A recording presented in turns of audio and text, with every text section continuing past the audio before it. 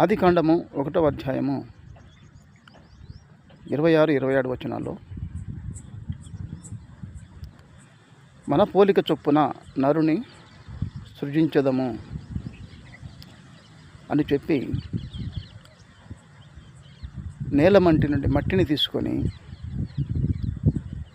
ఆ మట్టిని ఎంతో ప్రేమగా తయారు చేసి అన్ని అవయవాలు సమకూర్చి బాహ్య అవయవాలు, అంతర అవయవాలు అన్నింటినీ సమకూర్చిన తర్వాత ఆ మట్టి ముద్ద కాస్త ఒక మానవ రూపం గల ఒక బొమ్మగా తయారైంది. అనగా దేవుడు ఎలా ఉంటాడో, ఆయన స్వరూపం ఎలా ఉంటుందో, ఆయన ప్రతిబింబం ఎలా ఉంటుందో, ఆయన ప్రతిమ ఎలా ఉంటుందో అలాగున తన పోలిక చొప్పున ఆ బొమ్మను తయారు చేశాడు. తయారు చేసి దానికి ప్రాణం కావాలి కదా.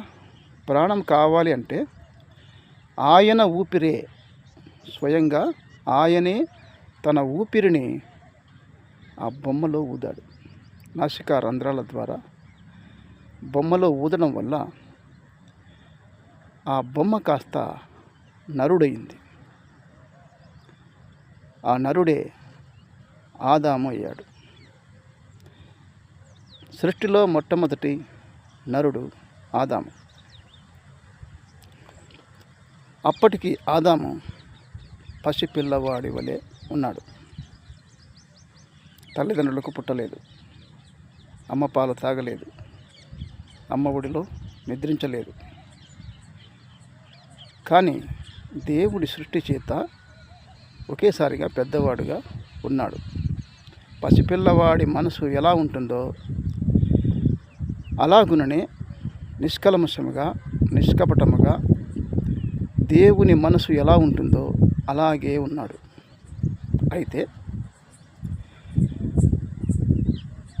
ఇతన్ని తీసుకెళ్ళి ఒక అందమైన వనాన్ని తయారు చేసి ఆ వనంలో ఉంచాడు. అక్కడ అతనికి కావాల్సినటువంటి అన్ని సౌకర్యాలు ఉన్నాయి, ఆహార పదార్థాలు ఉన్నాయి. అనగా పండ్లు, తినడానికి కావలసినటువంటి అన్నీ ఉన్నాయి. అన్ని సౌకర్యాలు అక్కడ ఏర్పాటు చేసి అతని ఒక్కరిని ఉంచాడు.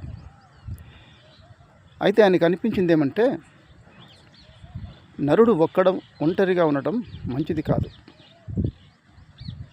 ఇతనికి ఒక తోడు కావాలి అని చెప్పి అతనికి ఒక గాఢ నిద్రను